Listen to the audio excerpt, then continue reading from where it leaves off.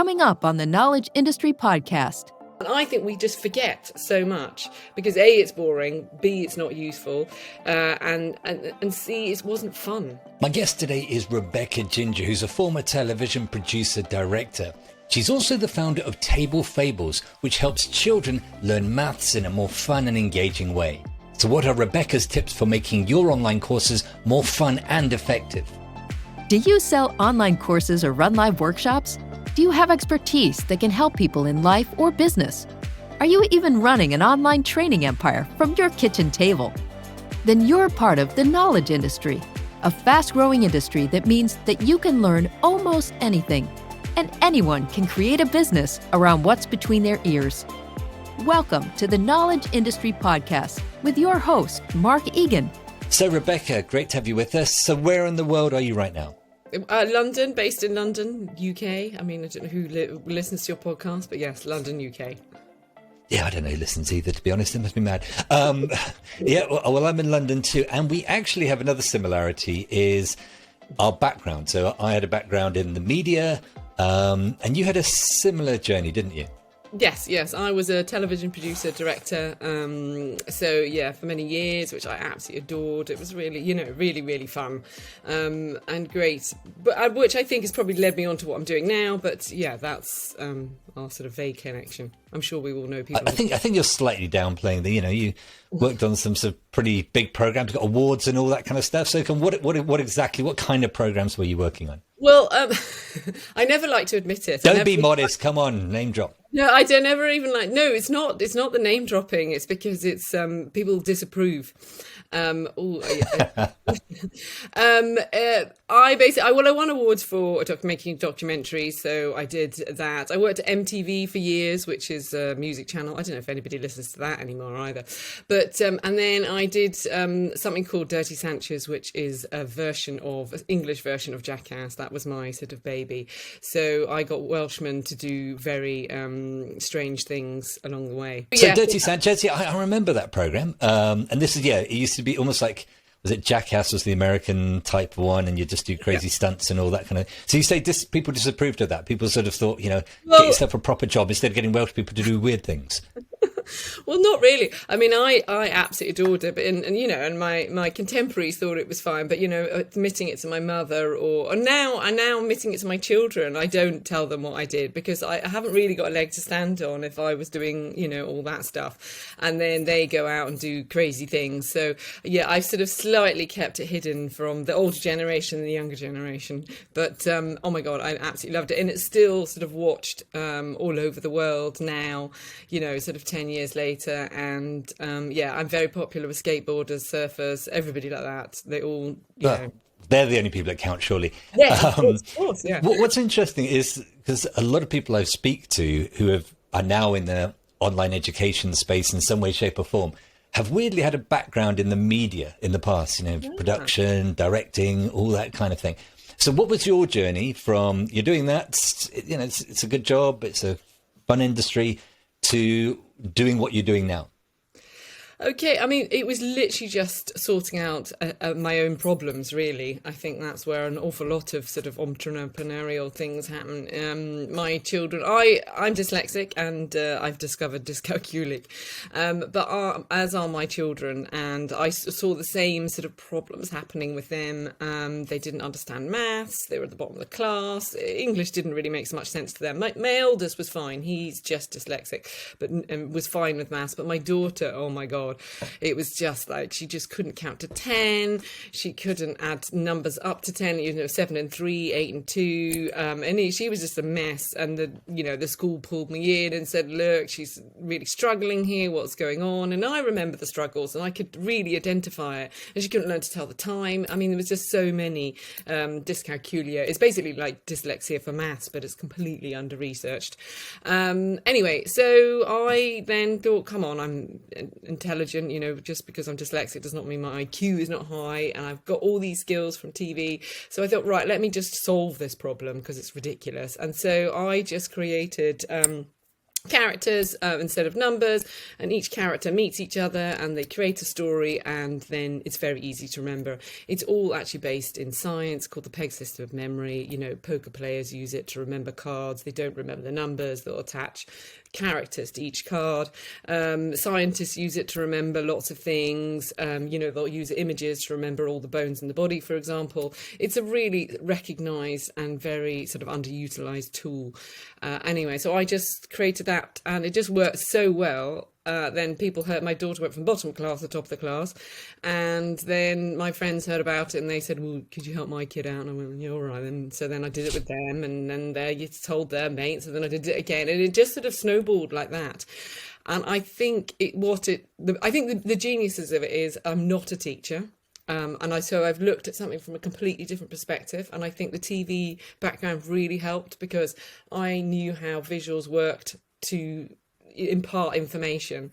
So I just sort of put those two things together as my kind of issues and problems, and then use my other skills to solve them. And it's gone on from there, and we've created more. We've got, I've got farting fractions coming up, which is a small Welsh grandpa. That's the Welsh bit. He farts and teaches you how to, do fractions, etc., etc. So yeah, and obviously there's a jump between helping your own children and then people saying, oh, could help somebody else, and then turning that into a business. So what was that process? What did you decide to do, and how does it look like now?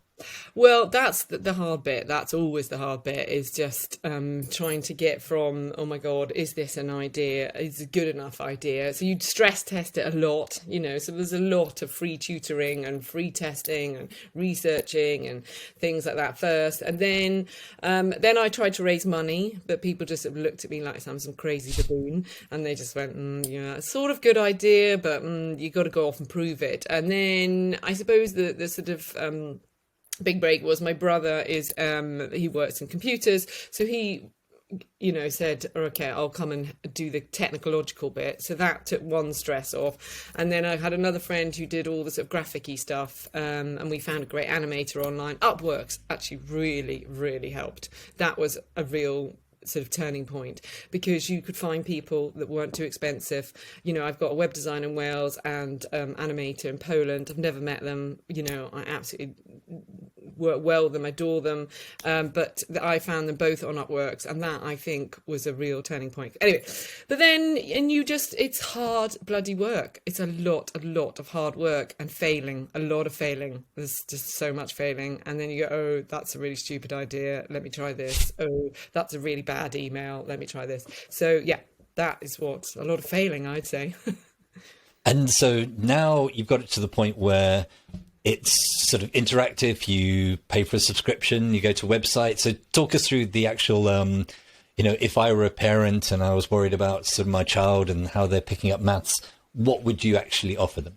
Okay, so your children are learning. We start from really young because it's all cartoons. So we teach using cartoons and games. So it's a subscription website. If your child is struggling with maths, or even if they're not, it doesn't really matter. I never ever talk about it being for dyscalculic or dyslexic, because it's not. It works for every single child. It's cartoons.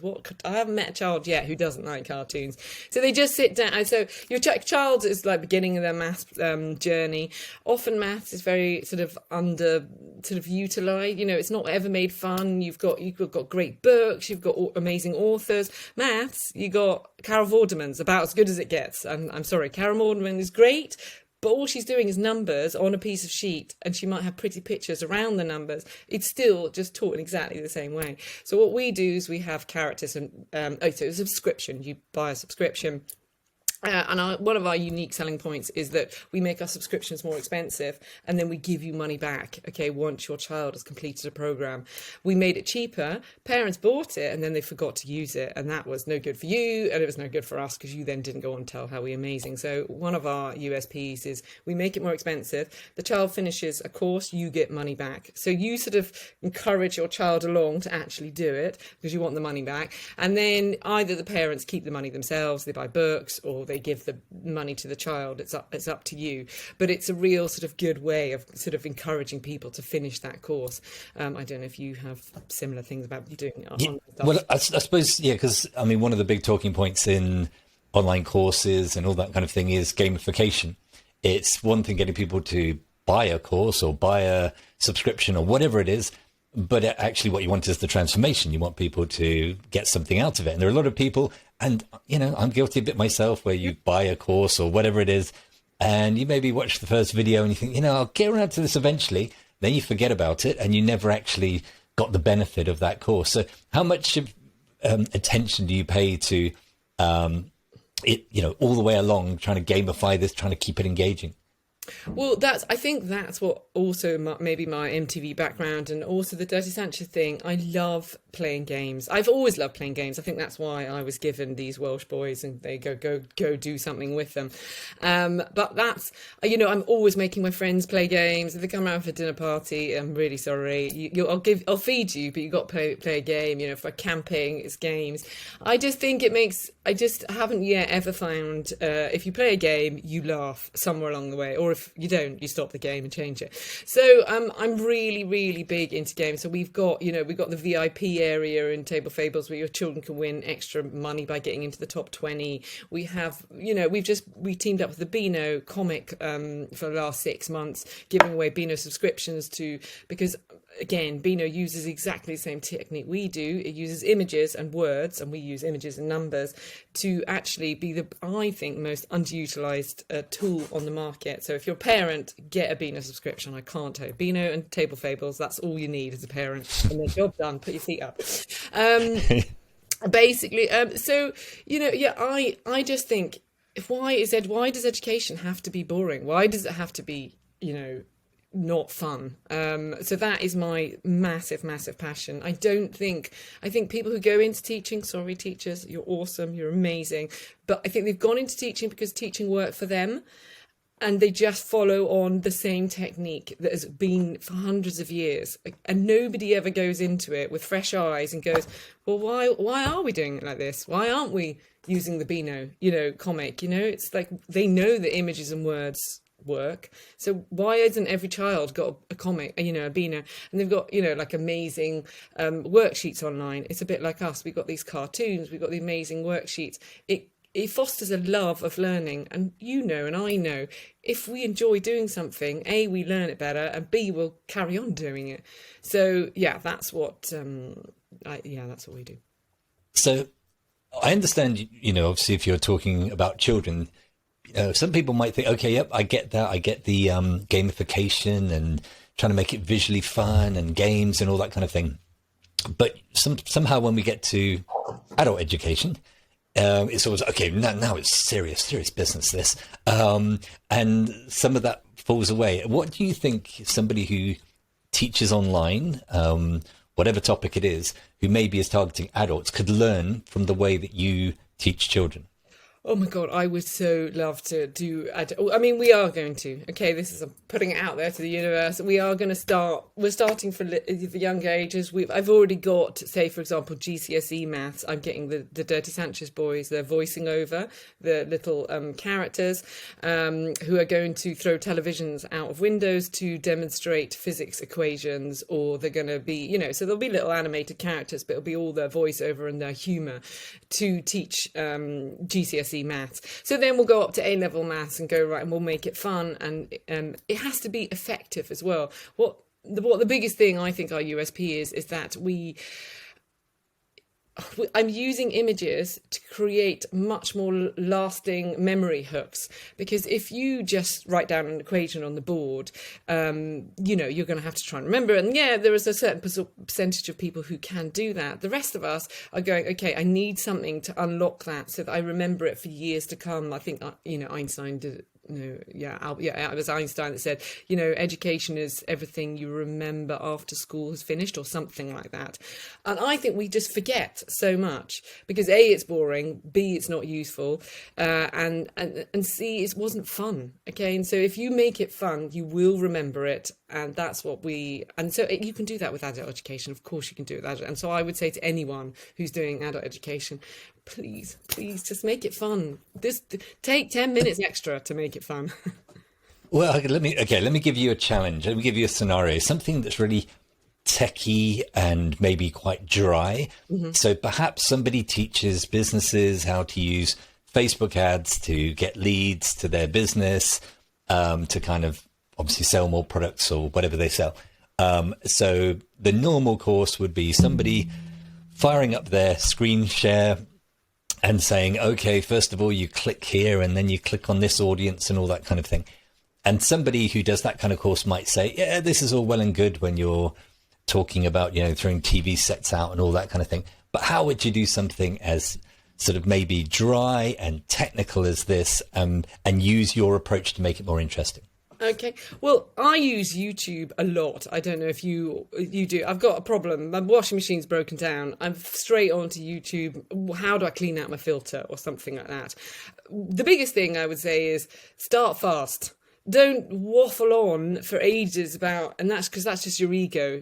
Cut your ego out of it. Just get straight into the point, because people just don't have time. So get straight into the point. Then make it funny. You could have like a 10-second thing going, right, this is what's going to happen to your, what are we doing, Facebook ads. This is what's going to happen to your Facebook ads. It's rubbish. This is what's going to happen to mine. Okay, that'll take 10 seconds. You and I know that TV, 10 seconds is a long time.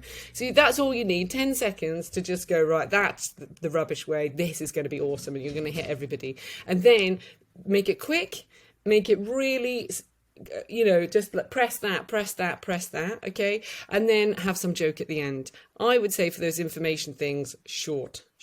People have got very small attention spans, and a lot of it is their ego going, I'm really great and I've got some amazing channel and whatever. I mean, I'm talking about YouTube, but cut the waffle, just cut it all. With script writers on films, for example, you'll write out a whole script and they always say, come in late, finish early. You just want the bare information and you don't need the waffle. So yeah, I think I'm not sure that's quite what I'm not. Yeah, no, I think in a sense, keep it pacey, keep it engaging, add humour, cut to the chase. Exactly. And I think that, coming back to what we say about the media, once you've worked in something like television, that a few seconds, you ever do that thing when you do something like documentaries or news programs or whatever, and people get a tiny little soundbite. You might do a longer interview, but what they don't understand is that the entire piece you're creating is a very short amount of time and you've got to cram a lot in. So there's no time for any wastage. And of course, when you're editing something like a documentary, the most painful part is you do a documentary you're really happy with, and then they say, right, now cut it in half so it fits in the slot you're given. And that's probably, what you're getting at is that almost like being ruthless, cutting to the chase, anything that shouldn't be there, just so that it's as compelling as it can be. So yeah, I think that's a really good point. And, you mentioned about teachers.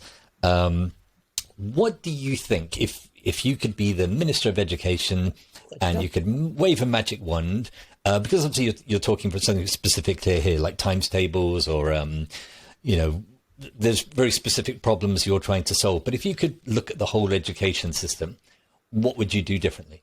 Oh my God, I've thought about this a lot, especially in lockdown. So I've got a whole system that I really want to do. I'm really sorry, teachers. God, I really hope no teachers is listening.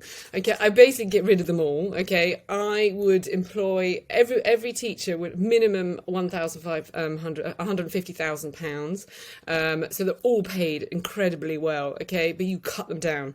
You literally cut them all down. I don't know if you were at school. You're at school. We all remember sort of one or two teachers, maybe one or two. So we get very, very small of them, but they're amazing. Okay, and they're kind of entertainers. They're incredibly knowledge. And how we would set it up, in a lecture hall when you go to university. You get from the young ones all the way up. So you've got 5-year-olds to 18-year-olds, maybe a bit big. You might split them up, but the whole primary school. Then these teachers, say 6 teachers, would put on this incredibly informative play to everybody. A bit like, say, horrible histories. I have an issue with horrible histories because it jumps around so much that you can't actually learn proper information. But so they put this incredible play on. Afterwards, obviously the younger children would be given worksheets or iPads that they would have to remember the information that was given on the play. The play is obviously recorded so they can watch back what the teachers have said. Obviously, the older ones are given harder worksheets and are made to do more things.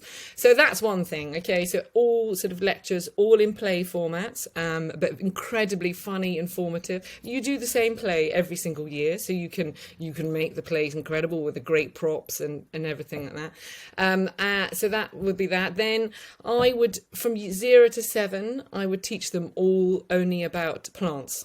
I'm like, I don't understand why we don't know what's edible and what's not edible, even just around us. I once went to this, sort of great retreat, and there was these really informative parents who were, homeschooling, and they talked to us on this walk, and we had to pick from the hedgerow, not from any of the gardens, just from the hedgerow, a salad for 120 people. We did it in like half an hour, and they were so informative. They knew exactly what we could pick, what it was, etc., etc. And we had this amazing salad for 120 people. Why do our children not know that? So I would say 0 to 7, no like sort of work stuff. It's a bit like Swedish thing. And then after that, it's plays and really informative thing. And I would say bring in ex-army people to deal with discipline. Teachers do not have to deal with that. They basically, it's army people. They send them off on assault courses or whatever. If they're naughty, off you go out. I don't know, physical education, because I think kids need more of that nowadays.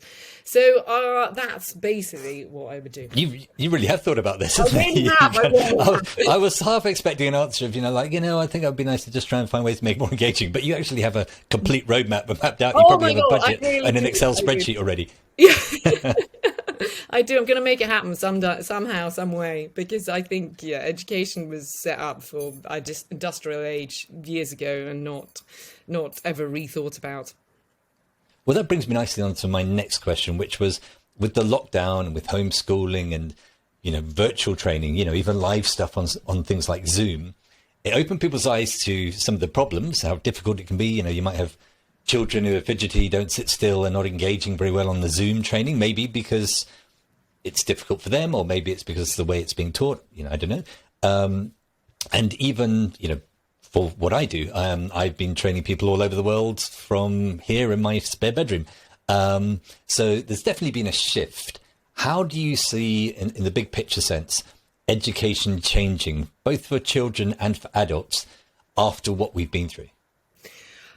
Well, I think there will be, of course, a shift to online. I think it's going to happen, and that's fine. I think that's okay, but I don't think you should ever ignore the in-person thing.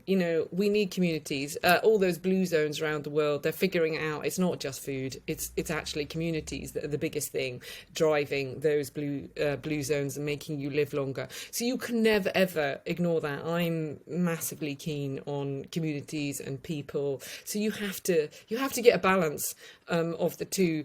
As I say, I just think I think the wrong people. I'm really sorry, teachers. I'm really sorry. I really think education attracts the wrong people. I just don't understand. That is the most important thing. You cannot change a generation if you're not educating them and teaching children how to change themselves. And I just think it's sort of criminal, and we all know it. And I think hopefully the lockdown has sort of highlighted how important that is. I just think people go back into their own little ways and they don't want to think about it. But I just don't understand why people go into TV actually. Why did they not go into teaching? They're really bright, they're the brightest of the bunch, they're ambitious and they're entertaining. Why have they not gone into teaching? They've not gone into teaching because it's not no status. There's no status, and also there's no money. Unfortunately, money and status sort of come together. And respect, that's the word I was looking for. There's no respect. And that is the biggest thing that I think needs to change, because I don't think you're going to change anything in the world unless you change education and you really, really concentrate. And 0 to 7, actually more important than anything in the whole, I'm probably going to have to hide from the teaching unions after this podcast goes out. My dad was a teacher as well. Really amazing. You've done a great job. I just think you're maybe in the wrong job. But anyway, never mind. Yeah, well, I suppose one of the arguments you were making earlier was that the system of teaching hasn't changed. So even if you were an individual teacher and you wanted to do something crazy, wacky and outrageous, you would have a curriculum and you'd have inspections and you have to do it in a certain way. So you try and be as creative and entertaining as you can within that, even if you are a great teacher. But I do think, just talking about, because, sort of the way I think, people would think, oh, you don't approve of testing and things like that. When I grew up in the sort of 70s, 80s, when I went through primary school, we didn't have any tests. Nobody checked whether my spelling was okay, and nobody checked whether I could do my multiplications. I just fudged it all. You went up and picked your own worksheets out, you did it, and then I just jumped a couple of worksheets. Nobody checked at all. So you sailed through education with nobody checking that anything had ever gone wrong. So I actually do really believe in the checking. I don't think it should be made stressful, but I think there's not enough checking. I'm like going, there's one school I heard around here that they, their son does a chemistry test. Okay, if they get below 70%, they do the chemistry test again. And I'm thinking, yeah, of course. Well, because if they haven't learned it the first time round, they should have learned it the first time round. But if they don't get 70%, go back and redo it, and so you get 70%, and do that all through the year. And so when you come to your exams at the end, 70% of the course. It doesn't make sense. I think that's what we do at Table Fables. We're always checking. We tell the information, we check whether they've learnt the information, then we re-show the information, so then they go back again. It's all about checking whether you actually understand what the hell anybody's talking about, because if you don't, then what's the point of being there? Now, just moving on to the business side of what you do. You said we, so presumably you have some kind of team, and if you grow to a certain level, you're going to need that. So first of all, how do you get people to find you? And then when they do, who is you and who else? What's the structure of what you do? Well, the biggest thing that I've learned, and we paid a lot in sort of Facebook advertising, Instagram, special education marketing companies. And then I talked to somebody called Planet Boffer, who is really good, actually. They're great after us. They're an online company. But he just said, education's a really weird space. It's only on recommendation, so you wouldn't go to your primary school because you saw it on the back of a bus. I love those back of the bus adverts. I was like going, you wouldn't go there unless a friend probably told you about it, and you might be reminded about it, but everything in education is on recommendation. It's sort of a weird sort of space that I think probably medicine might be similar, like you go, well, not as much anyway. So it's really slow burning education, but I think once you get a reputation, and then people, you get one parent, they tell 10, then those 10 tell 20, because so that's basically how we've had to go. We do a lot of Instagram stuff. Connecting with homeschoolers are really good. They're early adopters because they can think outside the box, and parents who are struggling. So we contact them, we give them free subscriptions. Everybody who comes on to Table Fables has a free online class, because I'm a parent myself. I don't know if you, Mark, you've done this when you're trying to work out a new website that somebody's given to, it's just like, oh my God, what do I press? What do I do? So we give every person who signs up a free online class. We teach them all, and the children, we teach them multiplication, sevens, dividing. And when you say free, is that a live human being, or is that access to a recorded? Live human being, a live human being with lots of different families. You don't have to have a subscription even, you just literally can join these classes to see what it's like, because again, we're all like going, oh my God, I don't want to spend that money if I don't know what it's like. So they join the classes, whether they've got a subscription, whether they've not got a subscription. We teach them the 7 multiplication, 7 dividing in all within this hour. We play games, and then parents know how to navigate, or more importantly, children know how to navigate around the site, so they don't need the parent to come and go, Mum, can you work this out? What do I do? We explain all the competitions to the kids, so then the kids are really excited to be self-motivated. So then again, you don't have to nag them to go, well, did you do your times tables, or would you do your adding, homework? You just go do that, and you get a reward at the end of it. I can't actually remember what the question was. I'm so sorry, Mark. I was actually asking about, how you get people in. And I'm surprised that you actually have a human element, because obviously nowadays everyone's like, well, you've got to automate. If you want to scale, you've got to automate absolutely everything. But for you, it's important to actually have a human connection early on.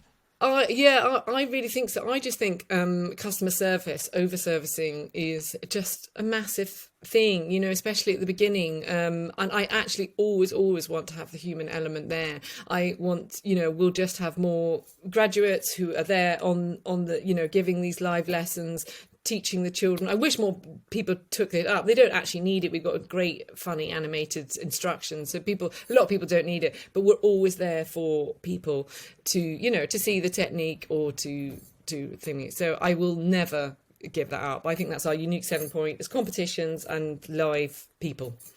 It's funny because I've heard a few people say recently, the whole idea of when everything's going one way, go the other way.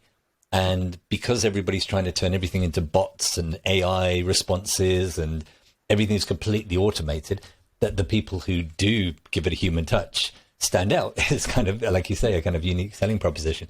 So you mentioned that you had some people who do some of these calls for you. So how have you structured your team to actually make this a sustainable business?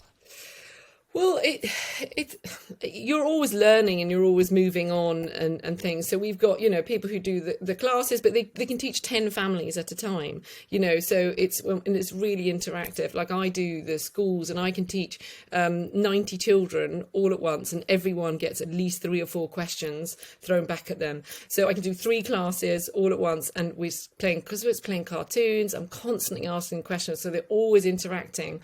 Anyway, so we structure it it's fine. Everyone's working from home. All it is a Zoom. People log in via Calendly. They pick a time slot that they want to do, and then they get a teacher in front of them. So it's technology has made it really, really simple. Yeah. Moving forwards, like we spoke about earlier, things are changing. There's maybe a bit more virtual, a bit more mix of in-person and virtual. Where do you see this whole online learning thing going over the next 5-10 years? Do you think that schools will be using more of what you do, or which way do you see it going? I think it's going to be really hard to change schools. They're really, really stuck in their ways for good reasons too. You don't want to go, whoa, let me do this year, and whoa, let me do that year. So I get that they're quite stuck in their ways. I do think you should probably always have sort of testing schools where you test out new ideas or things, but I think it's been hard to change it. I think we're slow to change, because even before lockdown I was using Zoom. You would have to explain to parents, I'd take about 10 emails to try and explain to parents what Zoom was. It's really fine, it's really easy, and then suddenly you get a pandemic and everybody's on Zoom within half an hour, so you kind of need a push, so hopefully the pandemic on in some ways has actually been really good for that, so that's great. But unfortunately I think human beings are quite slow to change, so I don't see it's massively changing overnight. I just really hope there's a slow onto online, but and human, or using technology in a bright way so that you can really focus on things that matter. Just to finish by summing up, somebody's listening to this and thinks, I've got some expertise, maybe I want to teach children, maybe I've got some expertise that'll help adults. Thinking about doing this, and I haven't been through the process you have of making the mistakes and figuring out what works, what doesn't work. What would, if you could sit them down and have a coffee with them and say, look, I've got a minute here to give you a bit of advice, what would that advice be? I think the first one, I think we got connected via somebody called Join Up Dots, I think, who is a sort of business coach or whatever. I think a business coach is really good.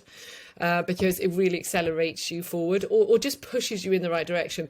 And the one thing that was on, David never actually said it to me, but on his website was a book called Think and Grow Rich. I know that might sound really crass and horrible, but actually in it you can think and grow rich more spiritually, or happier, or rich does not mean to just mean money. But for me, that was a real turning point, because it sort of gave me...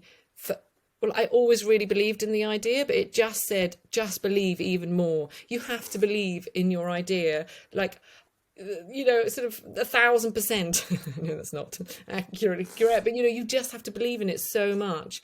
And if you don't believe in it that much, I think it's pretty much impossible. So read that book and just make sure whatever you're doing, you just believe in so much that you will make it work. You will figure out all the problems. Yeah, well, it's funny you say that, because I've read that book, and but I remember when I left broadcasting, so I used to work for the BBC, and I went out my own, and I suddenly, I was working on a series of documentaries, and then those ended abruptly. And it was like, oh, right, you need more than one client? Okay, I need to figure out the business side of things. So I went and read a bunch of books, and one thing that really struck me was even people who were like on Dragon's Den and, people you just thought were kind of straight down the line, no nonsense. They all had some chapter of their book about, lying in a darkened room and, envisaging things, or lots, it was just, lots of it was mindset. And I had come to those books thinking, I need to know, how do you work out your business plan and all this kind of stuff. And it was all mindset. And I fully understand now why because if you got the wrong mindset, it's going to result in whatever you do not working. So yeah, I fully hear you on that, in the sense that if you don't have the right mindset, you don't believe in your product, nothing else matters. It's not about tactics and do this right or wrong. It's all that kind of thing. I'm sure people will be very interested to, go and actually dig into what you're doing. So if they want to find out more about you and what you offer, where should they go? Okay, we're tablefables.net online. So yeah, Table Fables will get you there. Do not buy the book. There's a book, unfortunately, came out at the same time. Some is called Fable. We're Table Fables. They're Fable Tables. Anyway, don't buy the book. Unfortunately, it's really nothing to do with us. But that's where you find us. You can contact me there. You can sign up for a free lesson. No subscription required. We'll teach you, all your multiplications. And it's just, so tablefables.net. Great. And I really appreciate the fact, you're talking about dyscalculia and probably pronounced that wrong, dyslexia. Maybe I need, because I think those are the kind of things that are being identified a lot more now. And I remember, interviewing people like, Henry Winkler, the Fonz, Richard Branson. And one thing that really struck me, how many people were dyslexic, and they all told the same story, is that I was told I was stupid, I was not capable of anything. I was being lazy. I wasn't trying. And now they see it as their superpower. So if, you're providing something which I know is not just for people with those challenges, but can serve anybody. But I think it's brilliant that nowadays, unlike the 1970s or whenever, these kind of things are available. So I wish you continued success, and thanks for sharing your ideas on life, the world, and your very well planned education plan for the UK education system. I'll pass it on to the government ministers if I can. The Minister of Education. Yeah. I think I might have to become the Minister of Education before I ever get that through, but never mind. Well, you'd be popular with teachers. Anyway, apologies to all teachers on this pod. My dad was a teacher. I love teachers, so disclaimer there, okay? Yeah. No, I do love you, and I think you should pay a lot more. And so I think it would figure itself out. Those that are worth, 150,000, I think would stay, and those that, anyway. But that'll be a whole new podcast, isn't it? Like how do we structure teachers' pay for the future? But thanks again, and maybe have you back on in the future, see how things are going when you launch the next stage and start throwing TVs out of windows and stuff like that. So thanks again.